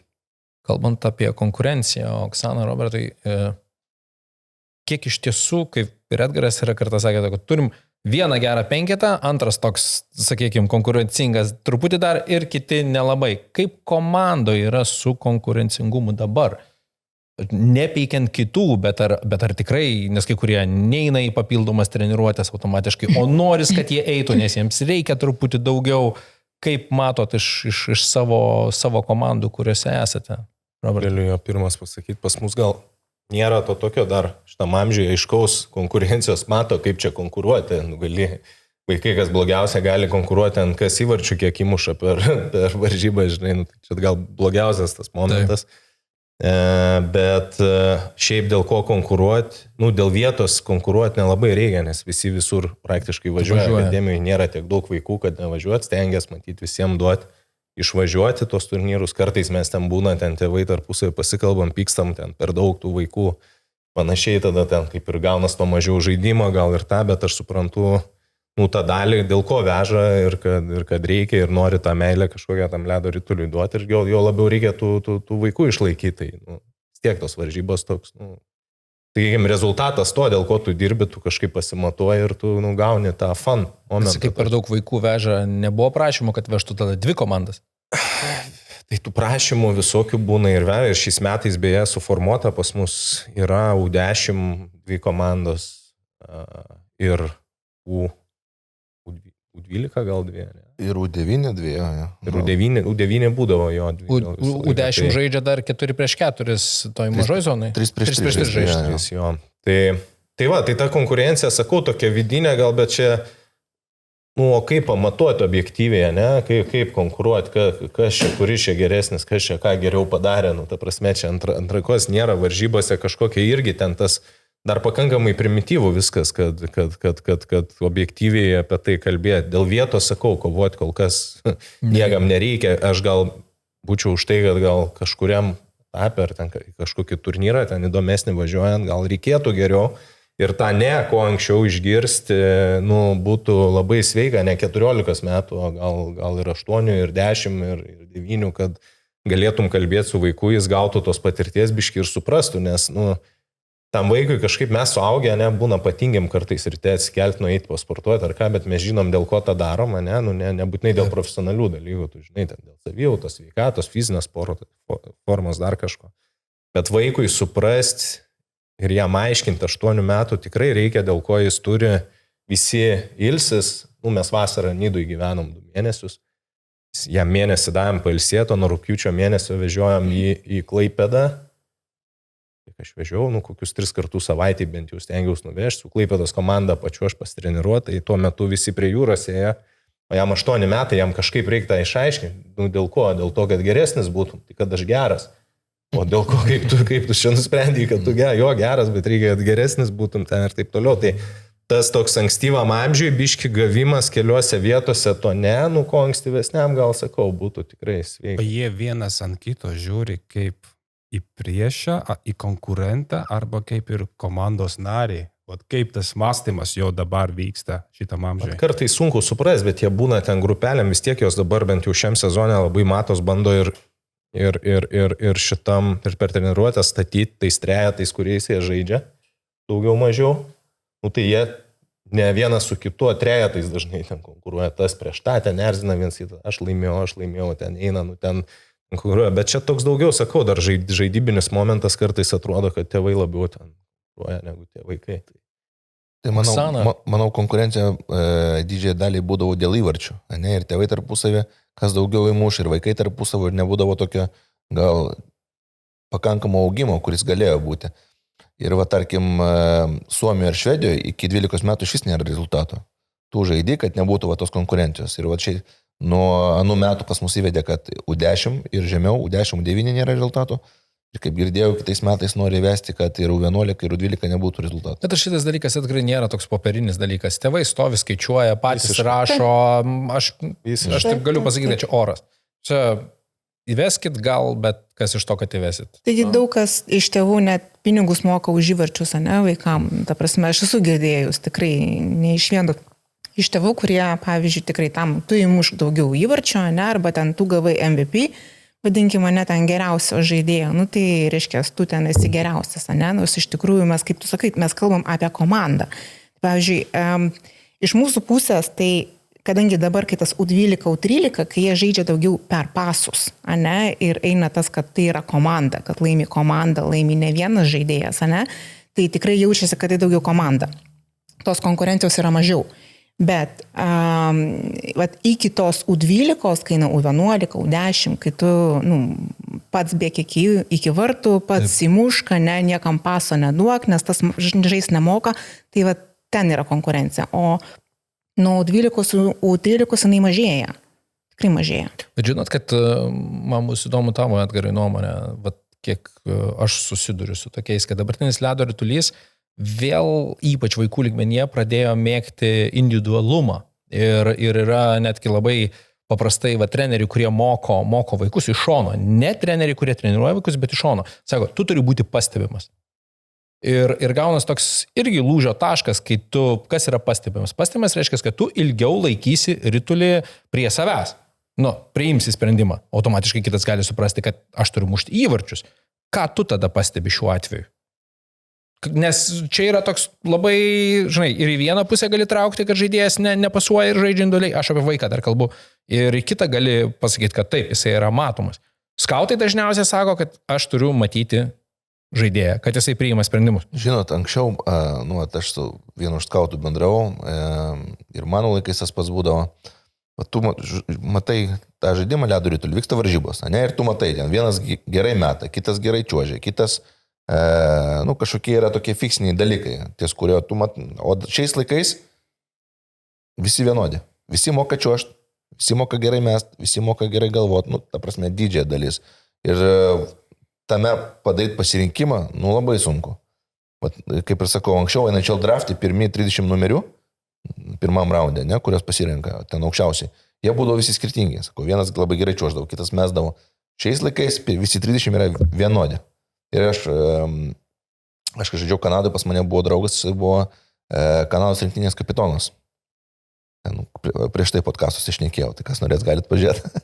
Tai aš klausiu, sakau, kaip jūs atrenka, sakau, ten Kanadoje vieno amžiaus, ten, nežinau, 1000. Tai sako, pagal emocijas atrenka. Tarkim, vyksta varžybinė treniruotė, ne, mūsų padalina 3 komandas. Tu padarei ten blogą pasą, lasdą, į ledą davėjai, viso gero, žinai. Ten kažkas tam paso netidavė, ar ten piktas tam priešininkui. Pasakei kažką partneriui, viso gero. Ten galvą pamojavai, viso gero. Tik tokiu būdu. Taip pats Lietuvoje, tu taip irgi šitų vadovautumės? Šitų? Taip, šitų ką pasakei. Gal dar mes netokio lygo, bet jau netoli. Ne, bet jeigu rimtai žvelgiant, tai yra vienas iš atrankos kriterijų tokiame amžiuje galėtų būti. Ne, tai mes... Čia kas yra, tai yra emocinis intelektas? Taip galima sakyti. Kas tai yra? Savikontrolė. Kūno kalba. Taip, pagarba, kūno kalba, kaip sakai teisingai, o pagarba komandai gal net labiau sakyčiau, ne, ir treneriui. Nes turbūt išmokyti mesti čiuožti gali.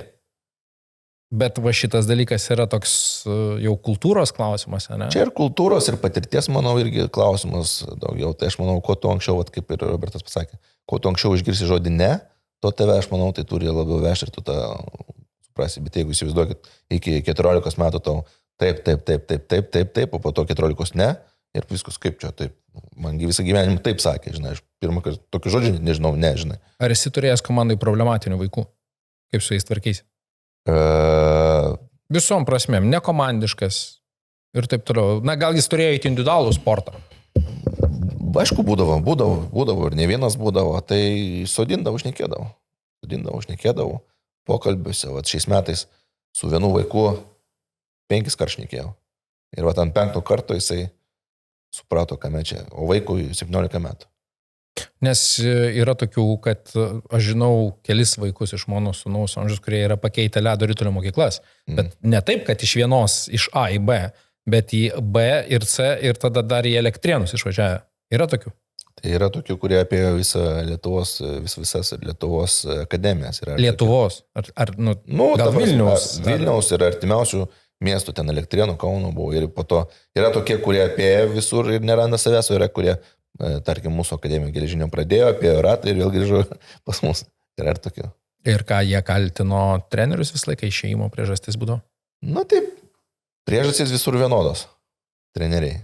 Dabar Lietuvo asociacija kažkiek apribojo klajojimą teisingai, nes Latvijoje tas klajojimas buvo apribotas iš anksto.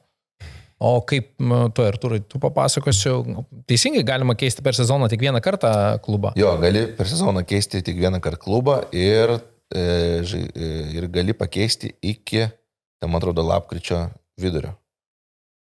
Nuo lapkričio vidurio, jeigu tu keiti klubą, viskas tu negali žaisti. Nes Latvijoje, jeigu aš neklystu, dabar nepasitikrinsim, bet iš viso per visą savo licenciją gali keisti tik kelis kartus. Jo, tai manau, kad netgi maksimaliai 3 kartai. 3 kartai per visą apskritai žaidimą. Tai... Mes turėjom pavyzdį, va, tenais metais vienas vaikas, nes kai vaikai pradeda turėti varžybų, jie iškart nuo Latvijų ten tų klubų labai daug, ypač vaikų, ten jų ten nežinau kiek. Ir tėvai pradeda, pamato, kad klubas silpnesnis, nori iš karto stiprų, kad ten, ten tipo, geresnė komanda, nori ten. Ir va, dėl to bėgiojimo apribojimai prasidėjo. Ir Latvija irgi ten, man atrodo, ten net nuo rugsėjo jau negali, iki rugsėjo gali keisti, nuo rugsėjo jau negali. Ir va, vienas iš vaikų irgi nusprendė pakeisti klubą ir jam viskas uždraudė žaisti, tai jis žaidė užpraeitais metais, už mano komandas, atvažiuodavo, žaisdavo už mane. Aš noriu truputį kitaip paklausti, nes kaip dauguma sako, kad vaikai yra savo tėvų atspindis, kaip veidrodis, ja. Tai klausimas, ar būna muštinis tarp tėvų vaikų žaidimų metu, va, tarkim, kad norisi irgi savo vaiką, žinai, užstoti už jo ir tarp tėvų pradeda kažkokias... Pyktis komandos tėvai pyktis tarpusi. Ja, tarp kovo, ja. Tai ginčių aišku būna, bet, kad muštinių būtų, tai tokių... Tokiais, muštinės, tai žodžiais ar ten kažkokiais ten... Tarp kitko Latvijos sumatęs, ten Ryga Cup, ten, bet ne iš mūsų, ne iš lietuvių, ten tėveliai iš kitų šalių būdavo ten... Vieną kartą tai tikrai mačiau, kad kažkaip ten žodis po žodžio, bokalas po bokalo ir žiūriu, jau jie ten voliojasi po grindis. Bet tarp lietuvių tai komandų nemačiau tokių atvejų. Yra tarp lietuvių, yra. Aš esu pati mačiusi tikrai kaip... Bet čia komandos tėvai, vienos komandos tėvai. Ai, ne, aš turiu skirtingų komandų. Ne vienos komandos. Šiaip pagrindai, jeigu komanda, tai palaiko komandą. Aš kalbu apie skirtingas komandas, ne? Tai tikrai būna, kad tėvai susipyksta net ir labai stipriai. Jau muštinių gal ne, bet aštrių momentų matęs, nedalyvavęs. Kol kas. Artūras uždavė gerą klausimą, kurį aš dar truputį papildysiu. Kiek iš tiesų sporto charakteryje jūsų vaikuose, kiek matote savęs? Kiek matote savęs? Mano pavyzdys yra toks, aš sportuoju, sūnus prisijungia. Aš sportuoju, jis prisijungia, mes vienas kito esam varomoji jėga. Tu irgi matau, kriaušę paboksuoji, irgi paskatini. Tai kiek matai, kada pradeda ryškėti tas charakteris, kad gali pasakyti, čia mano vaikas? Anksti. Su Marku labai anksti buvo. jis dar nekalbėjo, ta prasme, ten tas charakteris toks matęs, jautęs. Bet pas mane aplamai ten, jis iš savęs jautęs, kad jo, tą charakterį tokį turi, bet pas mane aplamai 3 vaikai, berniukai šeimoje ir sportas pas mus svarbi gyvenimo dalis, nebūtinai ten profesionalių sportininkus planas yra ten visus auginti, bet kad būtų ta disciplina, būtų gyvenime tas sportas vienoks ar kitoks, tai pas mus būtina ir ką žinau, mes patys sportuojame, mes jam ir vaikai ir prisijungia ir ten, tas pats Markas, jis nėra pamyšęs dėl vienos sporto šakos, jis mėgsta ledo ritulį, jam tai numeris 1, jis nekelia klausimų, bet jis žiūri krepšinį, žiūri varžybas, eina į lauką pamėtyti krepšį, žaidžia futbolą, jam patinka plaukti, čia metais antrokas, dabar čia yra ta programa, kad antrokus veža baseiną kartą savaitį, tai aš pamačiau, kaip jis plaukia, nesenai, prasme, jis techniškai gražiai gerai plaukia ir jam absoliučiai visi sportai patinka, nes konkurencingas turbūt. Nori konkuruoti visą laiką, nori kažkur būti ten geriausias ir ten buvo, praeitais metais buvo pirmokas ir būdavo lauko laikas, man atrodo, pas juos 1:30 ar kažkas tokio. Žodžiu, gavos taip, kad mums susidubliavo, kad mes 3 kartus per savaitę per lauko laiką veždavom jį papildomas. Tai jam čia buvo didžiausias galvos skausmas, nes per lauko laiką vykdavo ten visokie dalykai ten. Krepšinis kažką ten jie žaisdavo, gaudydavo viens kitą, taip toliau, tai jis tą turi. Tai čia sportė svarbi gan. Taip, irgi tai yra ir konkurencija, ir azartas, noras laimėti, prasme turbūt.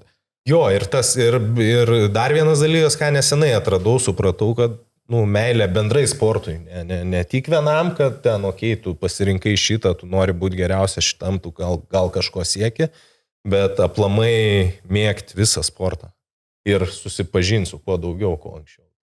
Aš beje buvau praeitais metais suorganizavęs ir Davidas buvo, mes sekmadieniais paėmėm trenerį, bokso salę ir mūsų vaikai ėjo į bokso treniruotę sekmadieniais.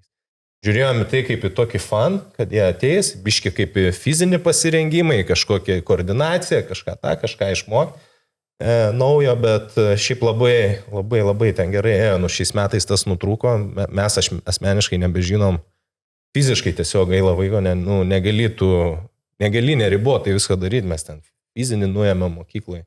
Dar kažką, negali 20 kartų per savaitę sportuoti 8 metų, tiesiog nesugriusi. Bet buvo visai toks fainas. Bet papildysiu tą istoriją. Tai buvo vaikai sportavo ir tėvai sportavo kartu. Ta prasme, tai buvo vaikų grupė su treneriu, o tėvai atvežė vaikus, jie irgi ėjo, boksavosi ir treniravosi. Tai aš manau, viskas eina iš šeimos. Jeigu šeimoje sportas yra pozicionuojamas ir ta prasme, tėvai patys sportuoja, ar sportininkai buvę, arba į tai žiūri labai rimtai, tai ir automatiškai ir vaikas sportuos. Jeigu to nėra šeimoje, ta prasme, jeigu pats, kaip sakint, tėvas ar mama, jie visiškai nieko bendro su sportu neturi, tarkim, tu eik dirbk, o aš pasėdėsiu, ten kavos ar alaus išgersiu, ir tu nemotyvuosi, nes pagrindėgi vaikas klausia ne žodžių, o jisai žiūri į tavo kaip pavyzdį, ką tu darai. Taip. Tai viskas eina iš šeimos. Papildysiu, kad būna, paklausiu ten Davido ar ten Marko, ten Davidai, ką sakau, vakare veiks. Tu mama sportuosiu. O maladės, sakau, šaunuolis. Sakau, tai kas stipresnis tu ar mama? Treneri. Artūrai, ar yra buvę taip, kad esi pagalvojęs kažkada, kad tam tikros situacijos Lino karjeroje, pavadinkim taip, kad tu jau būtum sustojęs, o jis nesustojo? Reiktų pripažinti, kad jis labai užsispyrė. Sunku pasakyti. Ta prasme, kad ar būčiau sustojęs ar nesustojęs, tai nežinau, bet tokių minčių buvo, kad pagalvoju, gal jau čia užteks, jau kiek čia galima kankintis. Tengi buvo ir visokių ir traumų, ir ten tų nepatekimų, ir ko tik nori. Kitaip nebūna šitam užsiėmime. Aš pasakyčiau, kad vis tiek vaikas yra kiekvienas žmogus, net ir turi 3 vaikus ir matai, kad jie visi skirtingi. Ta prasme, kad charakteriai skiriasi, kad visgi yra kažkiek tai ir prigimties tas faktorius, kaip čia pavadinti. Tai pavyzdžiui, kaip, va tą Liną nuvedėm, žmona nuvedė vaikystėje ten į kažkokį ten menų, ten vaidybos, ten tą burelį. Tai vaikas ten verkė, prašė, kad jį paleistų, ten išėjo į lauką, ten tada sakė, ta direktorė atėjo, atidavė pinigus, nekankinkit to vaiko, sako. Neveskit daugiau čia. O atėjo į sportą, šypsena, laimingas, patenkintas. Kiekvienam savas kelias ir savas kelias. O jam 3 metai. Tai tas charakteris dar nesuformuotas. Čia kažkiek tai yra ir prigimties tame, tai kad aš galvoju svarbu su vaikais išbandyti kuo daugiau visokių veiklų ir žiūrėti, kur kas patinka, kas limpa ir tą vystyti toliau. Aš ruoždamasi šitam pokalbiui, mano pagrindinė tema, kaip su Edgaru šnekėjom, ką kalbėsim, buvo tas dalykas, kad, kaip ir minėjau, pakviesti 3 skirtingo amžiaus vaikų tėvus. Ir automatiškai, kadangi mes esam ledo ritulyje, klausimas, kurio negalim išvengti, yra pirmiausia tas, ar jūsų vaikas išvyktų žaisti kitur, ar planuojate. Ir iš Oksanos iš karto klausiau. Planuojat, nes matot, kad čia kažkuris amžius sustoja? Jo, iš tikrųjų ir yra tas pamastymas, galbūt net šiemet labai toksai aktyvus, kaip aš sakau, ir dar informacijos rinkimai. Jisai yra dabar? U12 jo yra pagrindinė amžiaus grupė, jisai žaidžia dar už U13. Tai šiais metais, kaip aš sakau, yra toks pagrindinis darbas vyksta, ne informacijos rinkimas ir taip toliau, ir žiūrėjimas, kur galima išvykti, kur galima išsiųsti, nes aš jau dabar matau, kad U13 dar, gal U14, bet viskas po to, ta prasme, sustoja, nes netgi žiūrint, ne, mūsų tas jaunimo, ta lyga, ne, ten U16 kažkur, ne, ta prasme, jau U18, U17. Ne, U16, U17 jau nebėra, ta prasme, nėra konkurencijos, nėra vaikų, geresni vaikai visi išvažiuoja, o jeigu tu nori toliau sportuoti ledo ritulį, tai tu irgi šiaip privalai tada išvažiuoti, nes, čia nebebus konkurencijos, nebebus su ko žaisti. Tai, Artūrai, o jūs ir išvažiavot? Jo, tai... Kada pradėjot matyti, kad reikia ir kodėl? Toks požiūris buvo, kad iki 14 metų tai tikrai Lietuvoje yra labai geros galimybės tobulėti. Ir pavyzdžiui, ir vasarą to ledo turim, ir va čia irgi šnekėjo vaikas ant ledo leisdavo vasarą savo, taip juokaudavo, tai prasme, kad daug čiuoždavo. Bet po 14 metų ten daugiau tie gal lemia individualūs tavo įgūdžiai. Ten reikia gerai čiuožti, gerai mest, gerai ten bėgti, dar kažką daryti. O paskui jau tas ledo ritulys pasidaro panašesnis į gerai susigrojusią orkestrą. Ir pasidaro tada šiokia tokia problema, jeigu tas orkestras nepilnas. Tu tada negali mokintis, kaip tam orkestre žaisti, kaip ten atrodyti. Tai va, kai tie tokie dalykai pasidaro, tai tada galbūt čia trūko Lietuvoje to ir konkurencijos, ir va, šiuo metu jau ypač va, šitam lygyje jaučiasi, kad tavo penketas yra ant kiek stiprus silpniausias to penketo žaidėjas. Ir va čia tokie pagrindiniai faktoriai, galbūt sunku išaiškinti, bet kad va čia tas paskatino išvažiuoti būtent, kad šitų kitų įgūdžių mokintis. O jisai silpnas dėl ko? Gal čia yra lūžio taškas, kad pirmas penketas kažkiek labiau suvokia ledo ritulį ir papildomai dirba, o kiti nedirba?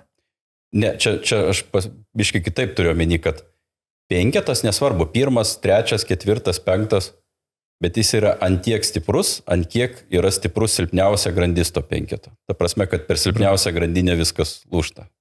Tai čia jau kai aukštam lygyje. Tai, Oksana, jūs su to ir pradedat susidurti? Mes tai ir pradedam taip, nes vaikas, kadangi jisai iš tikrųjų ir dirba labai daug ir matom, kiek pastangų yra įdėta ir matom, kad mes norim matyti tą gerą ledo ritulį, ne? Ir norim, kad vaikas žaistų tą gerą ledo ritulį, o kai tenka, taip sakant, žaisti su vaikais, kurie nededa pastangų, tai automatiškai ir jam eina pyktis, ne, kad mama, kodėl taip yra, kodėl jie nedirba, kodėl jie nesistengia. Ir tame galbūt ir buvo tas lūžis, kad, reiškia, kažką reikia keisti, reikia išvažiuoti ten, kur yra tas vadinamas geras lygis ledo ritulių, kad jisai galėtų žaisti būtent, kaip tą gerą žaidimą, kokybišką žaidimą, ne? su tais vaikais, jo lygio, taip pasakykime. Taip. Kad jis patektų į tą bendruomenės dalį, kuris stengiasi daryti kuris daugiau. Gali tobulėti, nes jis dabar, aš matau, kad jis dabar yra pasiekęs daug daugiau nei kiti vaikai. Ir jau jisai yra ta kartelė, kurios turėtų kiti vaikai siekti. Bet, aš tai noriu, kad kaip tik būtų, kad jisai judėtų dar labiau į priekį ir jisai kažkas jį motyvuotų. Turbūt dėl to, kad čia daugiau yra ne vaiko projektas, bet tėvo projektas. Nes tėvai daugiau nori, negu vaikai patys nori. Ne, šiaip tikrai taip nėra. Tėvai tikrai nori ir tėvai skatina, bet vaikas nori. Jeigu jisai nenorėtų, aš jo nepriverščiau.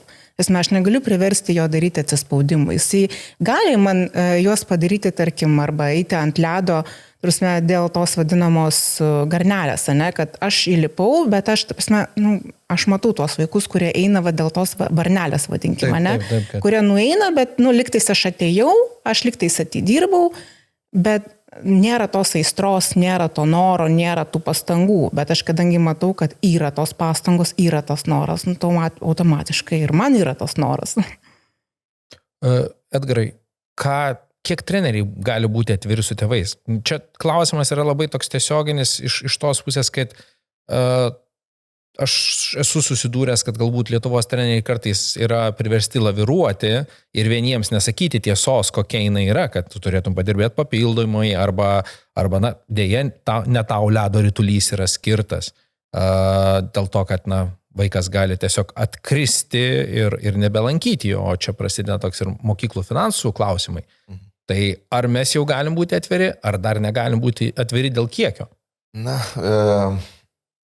Aš asmeniškai ir kiek pažįstu trenerių, nieks neprieina ir nesako, tau reikia eiti, tarkim, į tas papildomas ir vien tik tas. Ne, čia turi ateiti arba tėvų supratimas, arba vaikas supratimas, jo, aš noriu tobulėti, tada jau, nenori, tai netobulėk. Yra tokių tėvų, kurie atėjo, sako, aš vaiką vedu fan, jam patinka, jis ateina, man kaip fizinė klasė ateina, pasportuoja jo.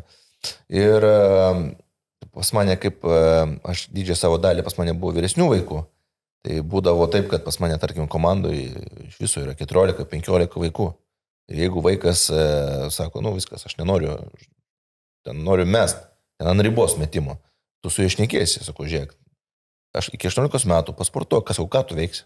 Tu tiek sportuoji, sako, tu baig mokyklą, čia pasportuok, tada galvo, kas toliau, gal su mokslas kažką išvažiuosi.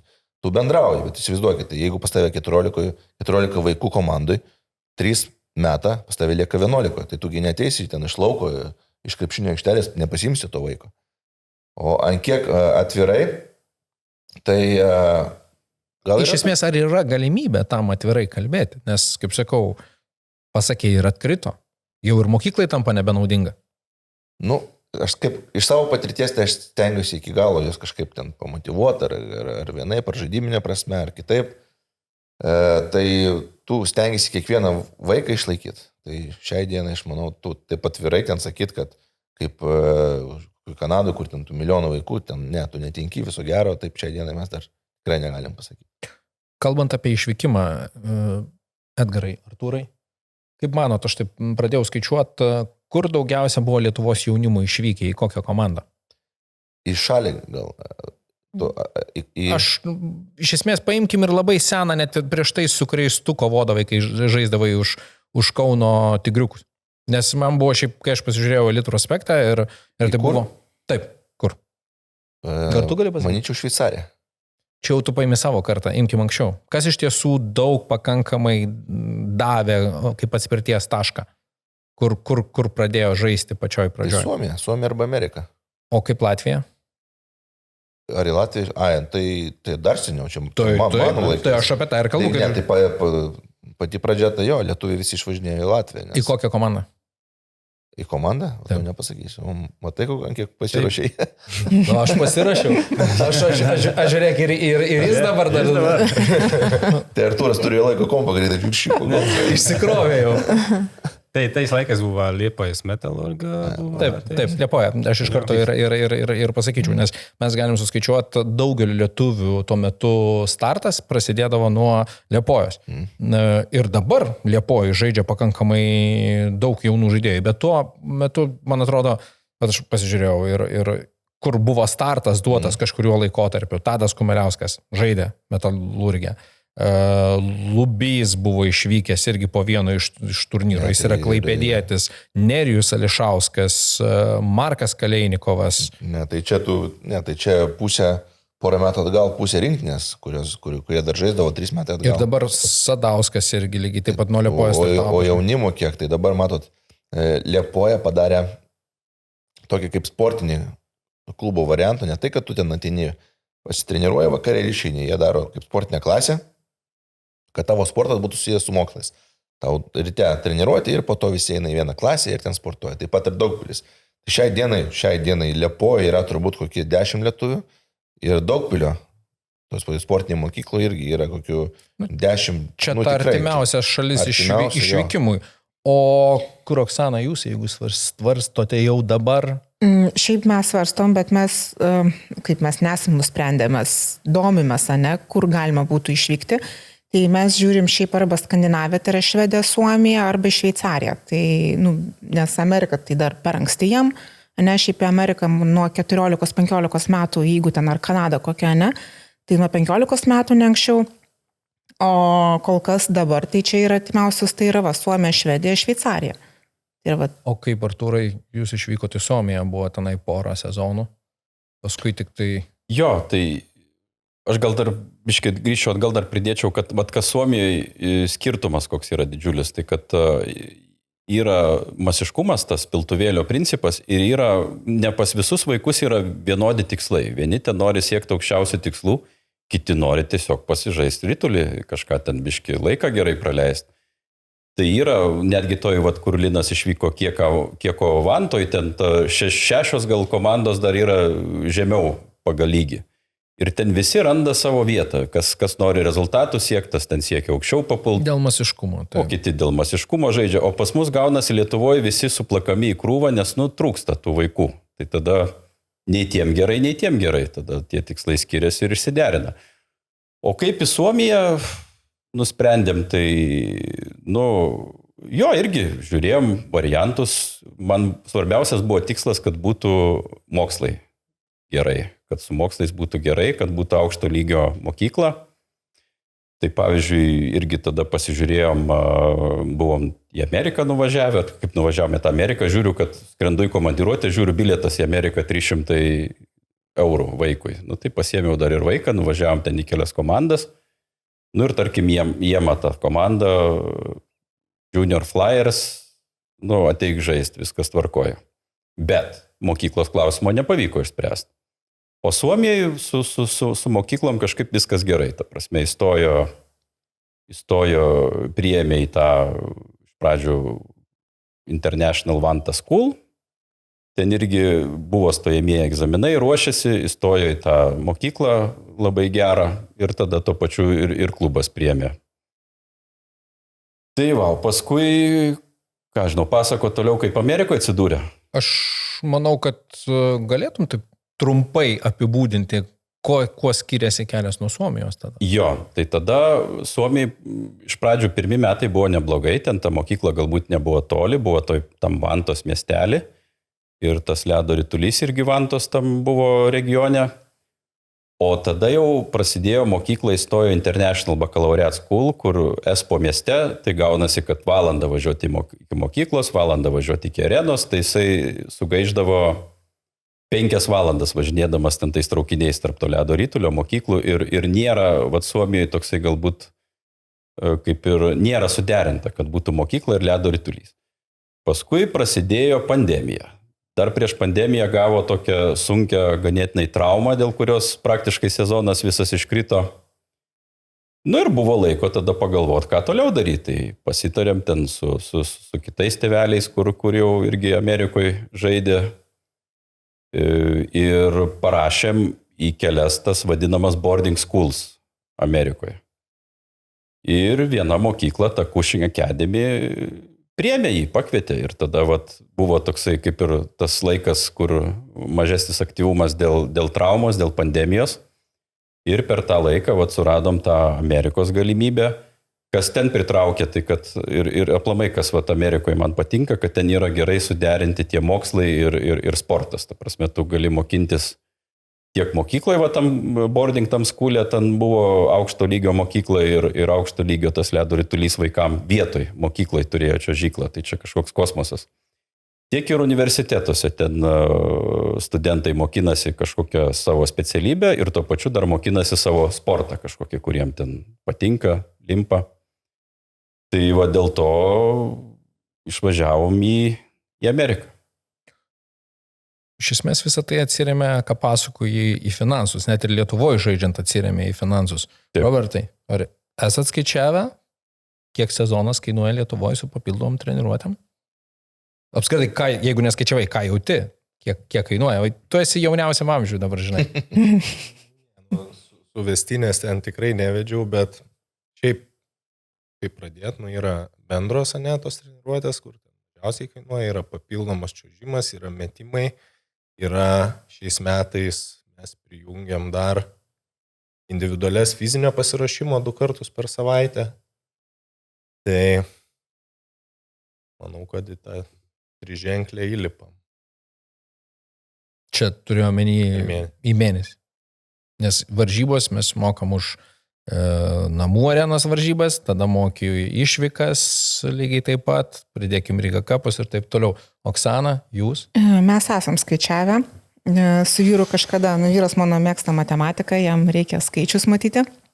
Tai mes esam skaičiavę, tai jeigu mes nekalbam apie Riga Kapus, mes nekalbam apie licenzijas ir taip toliau, mes kalbam tik apie treniruotės, ne, tai yra papildomos ir visos treniruotės ir tai yra klubo, o ne mokestis, tai pas mus į mėnesį gaunasi apie 1000.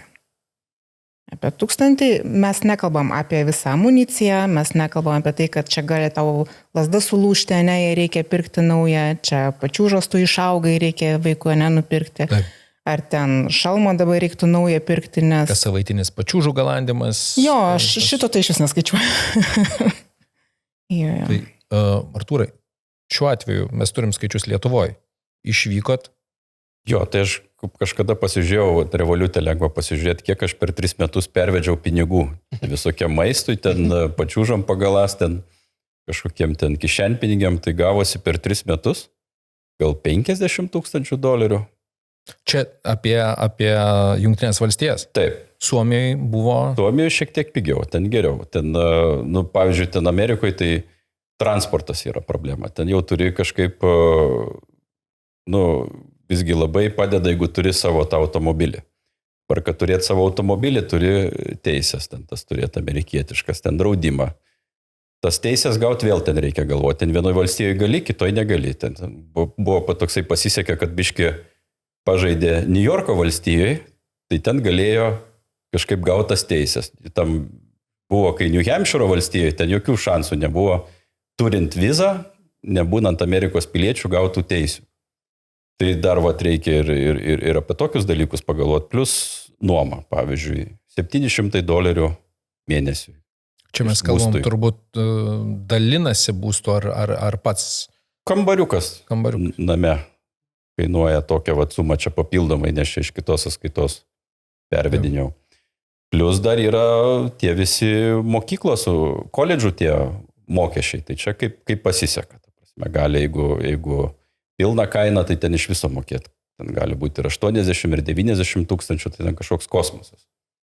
Dažnai būna, kad ten už gerus akademinius rezultatus ar už gerus sportinius rezultatus duoda jau nuolaidą. Tai va šiai dienai, kaip žinau, Linas turi didelę nuolaidą. Jo, šiaip tai pasisekė. Kalbi taip tarytum mano dėka. Ne, Garas tikrai prisidėjęs. Jis tikrai prisidėjęs ir Linas su juo pastoviai bendrauja ir supažindino su Pijum Rulevičium, kuris ten yra Amerikos kaip čia jau ne pirmus metus taip, ten gyvena, daug visko pažįsta. Tai mes tokią lentelę dalinai sudarėm, vis tiek pradėjome nuo paprastai ir tada atsirėmėm į finansus, kad tas pasiaukojimas yra ne tik tai laiko, jis yra didžiulis finansinis pasiaukojimas, net ir tiem, kurie žaidžia čia Lietuvoje. Atgarai turim bendrų draugų, šnekėjom visai nesiniai, kalbėjom apie Šveicariją ir aš klausiau, sakau, kiek jums Šveicarija kainuoja, atsimeni pasakytą sumą. Tai yra 30 000. Vidutiniškai. Taip, tai jeigu Suomija kainuotų ten, sakykime, 20, Šveicarija 30, Švedija matyti taip pat kaip Suomija ten arba gal truputį daugiau ir Jungtinės Amerikos valstijos dar daugiau tada. Taip.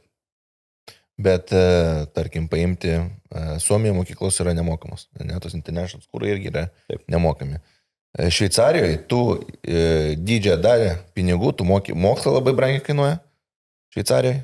Jeigu tu rinkėsi privačią. Jeigu privačią. Nu, aš pats tą praėjau, aš galiu. Ir būstas, ledo ritulys ten, jie moka metinį abonementą. Tai yra pigiau negu Lietuvoje. Jo. Ledo ritulys Šveicarijoje dažniausiai priklausomai nuo regiono yra pigiau. Negu tu moki už būstą, už mokslus didžiąją dalį, tai va tokia suma yra sueina. Nes ten metinis abonementas ten nėra ten. Aš netgi pasakyčiau, sakykime, kai man teko skaičiuoti ir sunus praleido 2 metus Latvijoje, tai Latvijos kaštai yra tokie patys kaip Suomijos, jeigu tu paimi privačią mokyklą, nes Rygoje gyveni, ne, būsto nuoma irgi nėra pigi. Jeigu tu Suomiją įmi ne Helsinkio aplinkui arba dar kažkur truputį pigiau negu Ryga išeina ir taip toliau. Tai reziumė tokia, kad Oksana va turi dabar jau ir samatą pasidarę galvoju. Ar apskritai grįžkime į tuos laikus, kai pradėjot, ar galvojot apie tokį finansinį indėlį, kad tokio... Ne, kai mes pradėjom, tai tikrai mes apie tai negalvojom. Tai buvo tiesiog atvedimas į sportą, kaip kalbėjom, grūdinimas, sportas, disciplina ir tiesiog, kad vaikas sportuotų, ne? Mes tikrai negalvojom apie tai, kad investuosim labai daug, mes tikrai negalvojom apie tai, kad kažkur planuosim jį išsiųsti ir taip toliau. Buvo galbūt labiau noras ir matymas, kad tikrai važiuos studijuoti į užsienį. Tai dėl mokslo, ne, aš tikrai visada žinau, kad vaikas tikrai turės studijuoti kažkur užsienį. Tai buvo noras kažkur domėti stipendijom, galimybėm ir taip toliau. Bet kad tai galima bus susijęti su ledo rituliu, tai tikrai tuo metu negalvojau. Tas atėjo, sakau, galbūt prieš porą metų, tai kažkur, kai prasidėjo tie tokie pamastymai apie tai, kad visgi galima visą tai sujungti ir bandyti tą siekti būtent sporto irgi dėka. Robertai,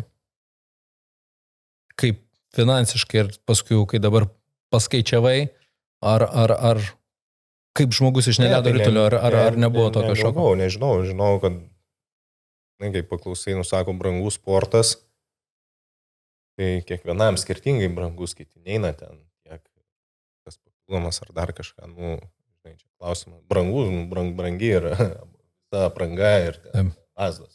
Dar nelūžta tiek dažnai.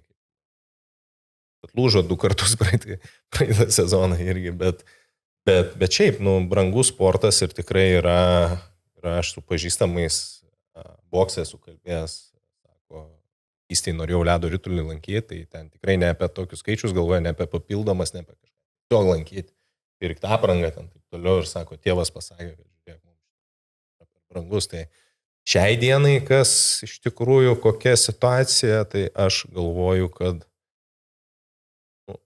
be pinigų šitam sporte labai sunku būti.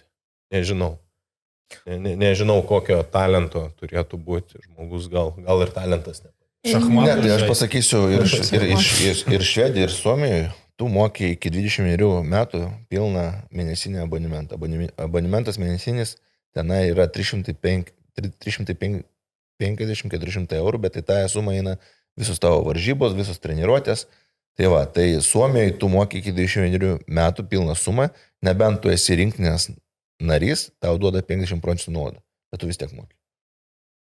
Čia paskutiniai gal kokie 5 metai. Iki to, man atrodo, buvo gal kitaip biški, bet paskutiniai 5 metų statistika yra tokia. Aš negaliu nepaklausti, irgi sukosi mintis, truputį dabar nukrypsiu, bet kadangi vis tiek turim judėti į pabaigą, toks liūdnesnis klausimas, nutikusi tragedija Lietuvoje, kai treniruočių metu žuvo berniukas. Jūs esat vaikų tėvai, kaip tai paveikė komandą, nes aš kodėl klausiu, man tai iš karto pradėjo skambinti Latvijai, kanadiečiai, tie patys estai, su klausimu, kas atsitiko, Ir iš tiesų pradėjau skaityti komentarus, kur buvo plačiai spaudoje prašyta, vėlgi daug kas labai rašė, Hockey Worldwide ir panašiai, ir tie komentarai tokie yra, kad o tai kaip čia taigi buvo su šalmu, kaip taip nutiko. Ir paskui mamos komentuoja, sakydamas, kad aš šiandien turėjau, kažkaip plačiai kitose šalise ta naujiena buvo apžvelgta Suomijoje. Ir, pavyzdžiui, ar toj pačioje Estijoje ir kai kuriuos vaikus reikėjo įkalbinėti eiti į treniruotę. Dėl to, kad jie išsigando, kaip jūs pajautėte ar apskritai, ar patys kaip tėvai neišsigandot? Mano vaikas tai tikrai neišsigando, mes apie tai kalbėjom ir buvo tas pokalbis, ar kaip tu jautiesi, ką tu galvoji ir taip toliau. Tai pavyzdžiui,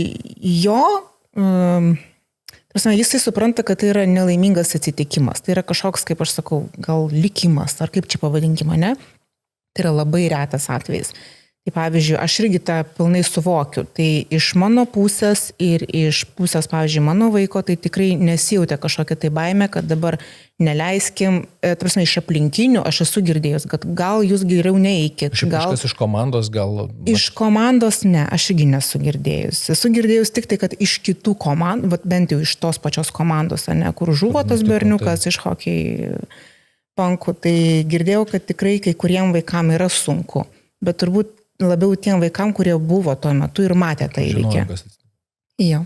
Robertai? Kažkokio žiotažo ten pas mus šeimoje nebuvo, gaila, labai didžiulė tragedija, bet ką pirmoj vietoj, ir su Edgaru kalbėjom jau ankstyvą rytą, kai atsikėliau pamačiau. Taip. Įdomu, kas atsitiko, kodėl, įsivertini tą visą įmą, supranti, kad toks retas atvejis, kad žymiai sakykime, kiekvieną dieną treniruotėje, kaip jie žaidžia, kaip mes stebim, šiaip iškiai labai grubiai žaidžia. Kartais per grubiai gal savo amžiai. Tai matai daug pavojingesnių tų epizodų, sakykime, kiekvieną dieną tiesiog, ten su galva į bortą, ten kažkur ten krenta ar ten, nežinau, bet kas ta pati pačiūža kažkur gali ten pakliūti. Tai tų epizodų yra žymiai pavojingesnių, tai kai tu tą įsivertini, tu tiesiog, išanalizavęs pasikalbį ir tiek. Tai nebuvo kažkokio aš girdėjau aplinkoje, ypač kas nesusijęs su ledo rituliu, tai va čia kas čia vėl, kas čia stoja. Bet pačioj bendruomeniai gal kažkokio didelio nebuvo, gal ten, kur mamos girdėjau kažką tai kalbėjo, reikia kaklus kažkokius kitokius gal pirmėt, toje situacijoje nepadėtų. Šalyse. Artūrai, iš tavęs norėjau paklausti, kaip Latvija sureagavo. Tai Latvijai, tai kiek aš girdėjau ir supratau, kad jeigu yra stipri to ledo ritulių įpročiai, yra tos tradicijos, tai jie iš karto supratomi, kad čia tiesiog labai retas atvejis, atsitiktinis. Nelaimingas ir per lėktuvų katastrofą galimybė žūti yra 10 kartų didesnė negu, žinai, per tokią, Ir netgi ir dėl to, čia toks vienas iš 10 milijonų galimybių, kad taip gali atsitikti.